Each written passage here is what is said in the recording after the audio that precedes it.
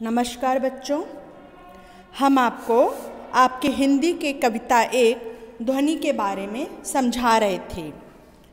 पहली जो पंक्तियाँ थी, अभी न होगा मेरा अंत, अभी अभी ही तो आया है मेरे वन में मृदुल वसंत, अभी न होगा मेरा अंत। तो इस कविता में कवि ने क्या बताया था कि मेरे जीवन में अभी अभी तो यौवन आया है, उसका अंत नहीं हो सकता। जिस प्रकार वन में नए नए यानी वसंत ऋतु में नए नए पत्ते आते हैं, पेड़ पौधों में नए नए पत्ते आते हैं, फूल खिलते हैं और वो सुंदरता वसंत ऋतु में चारों ओर बिखर जाती है। ये जोश, ये उत्साह जो मेरे जीवन में आया है वो भी कुछ दिन ठहरेगा, उसका अंत अभी नहीं हो पाएगा।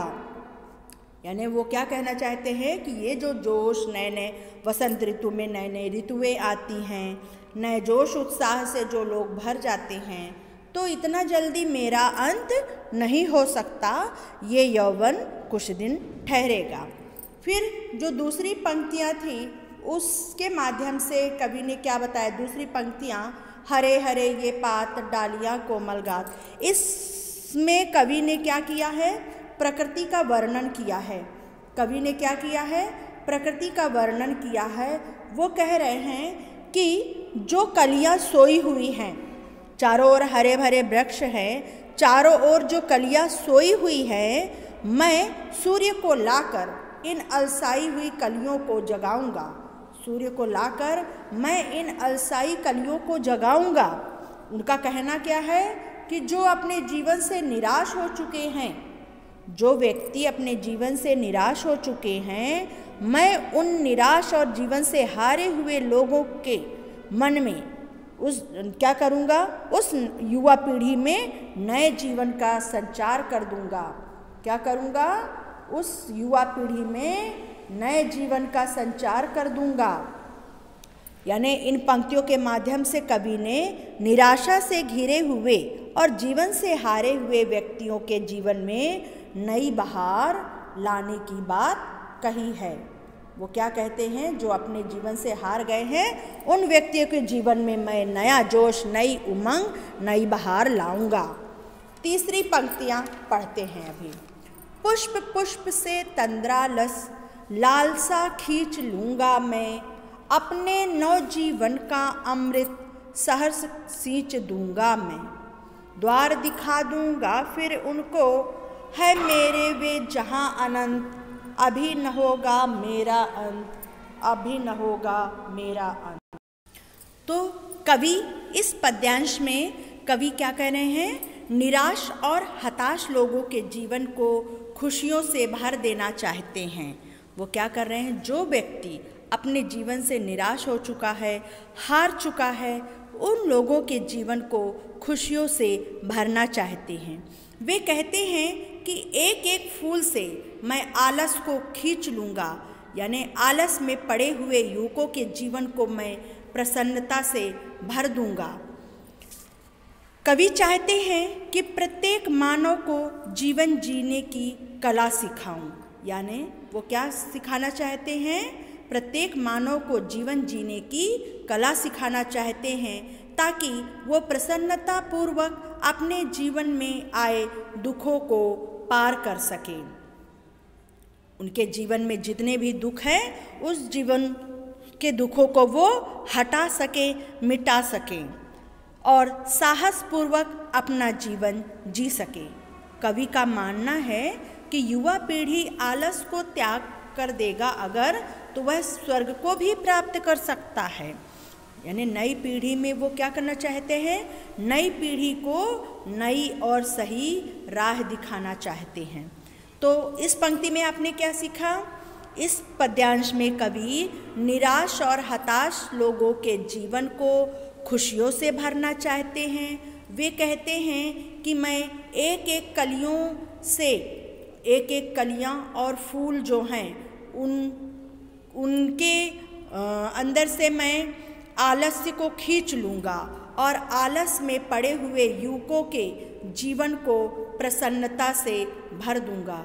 क्या कर दूँगा, आलस में पड़े हुए व्यक्तियों के जीवन में वो प्रसन्नता भर देंगे। कवि चाहते हैं कि प्रत्येक मनुष्य जीवन जीने की कला सीख जाए ताकि वे प्रसन्नतापूर्वक अपने जीवन में आए दुखों से पार हो सके और साहसपूर्वक अपना जीवन जी सके। यानी वो कवि का क्या मानना है कि युवा पीढ़ी अगर आलस को त्याग देगी तो वो स्वर्ग को भी प्राप्त कर सकती है।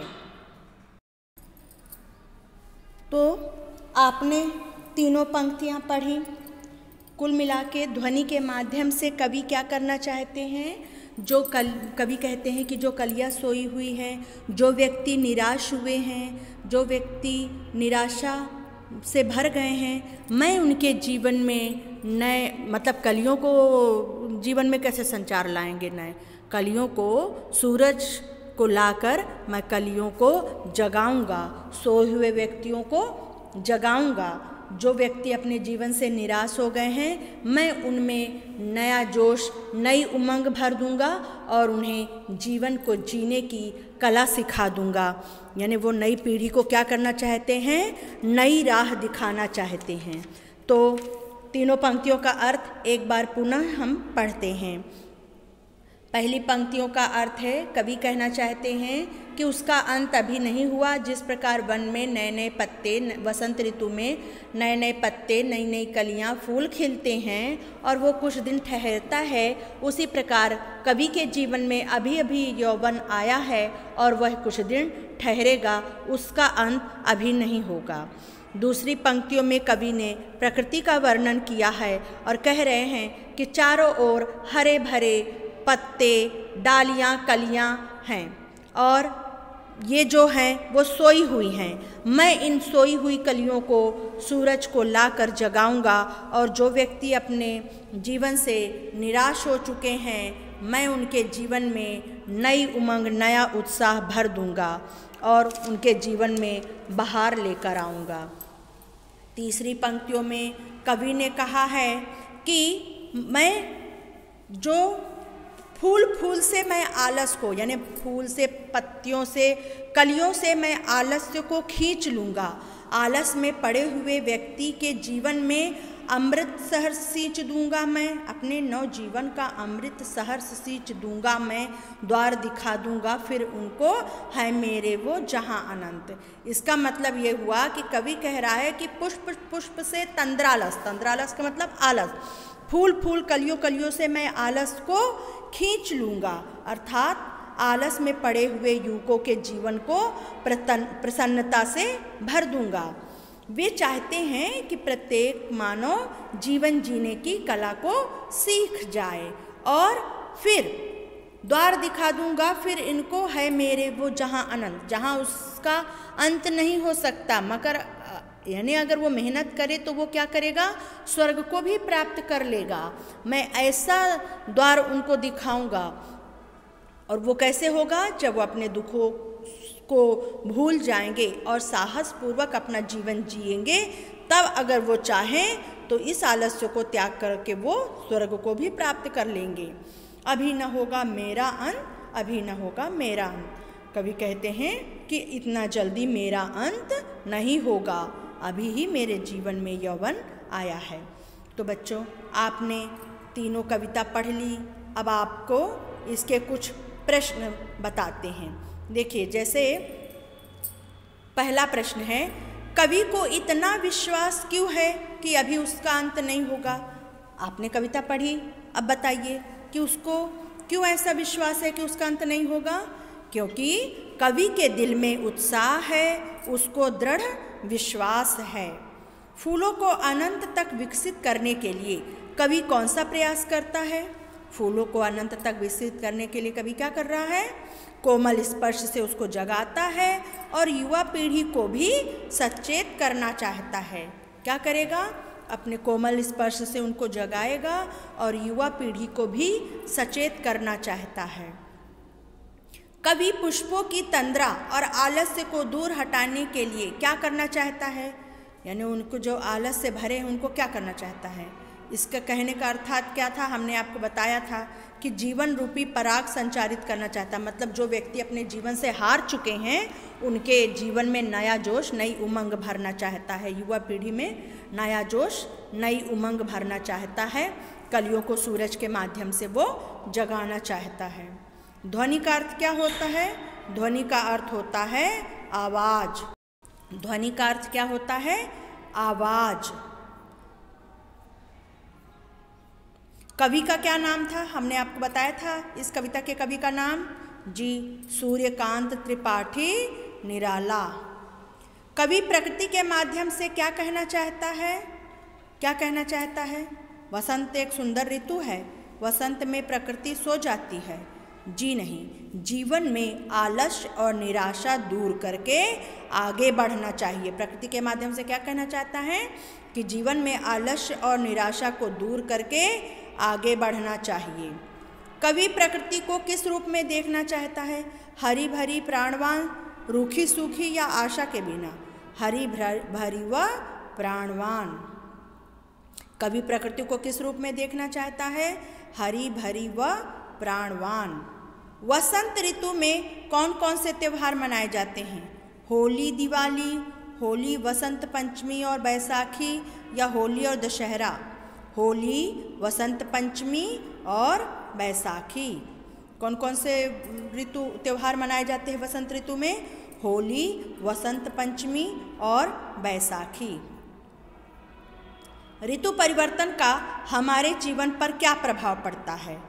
क्या होता है? अलग अलग त्यौहार मनाए जाते हैं, खान पान, पहनावा या स्वास्थ्य पर असर होता है, गर्मी में गर्मी और सर्दी में सर्दी लगती है, या उपयुक्त सभी। अब आप बताइए कि ऋतु परिवर्तन से क्या जीवन में प्रभाव पड़ता है?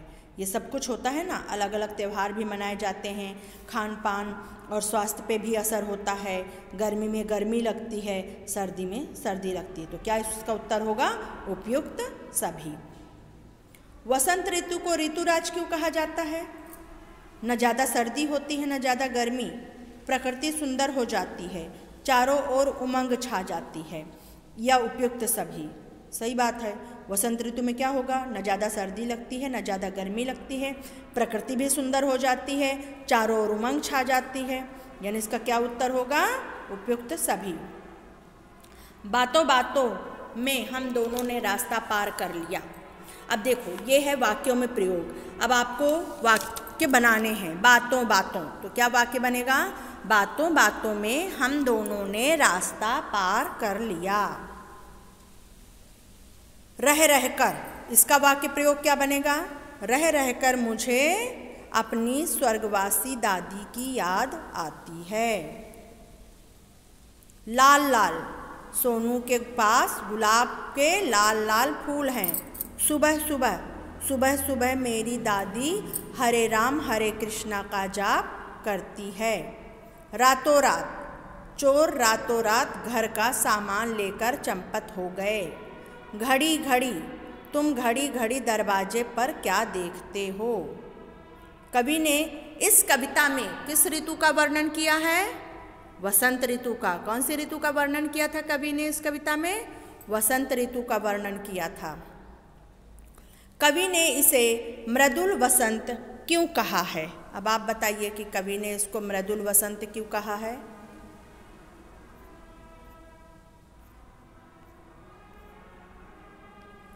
मृदुल वसंत का मतलब है जीवन का युवा काल, जोश से भरा समय। जैसे वसंत में प्रकृति जवान हो जाती है, जोश से भर जाती है। यानी मृदुल वसंत का मतलब क्या होता है? जीवन का युवा काल, जोश से भरा समय। जैसे कि वसंत में प्रकृति जवान हो जाती है, यानी चारों तरफ पत्ते फूल सब खिल जाते हैं ना, उसको कहते हैं, यानी जोश से भर जाती है, वो हो गया मृदुल वसंत। बाकी का हम आपको कल समझाएंगे।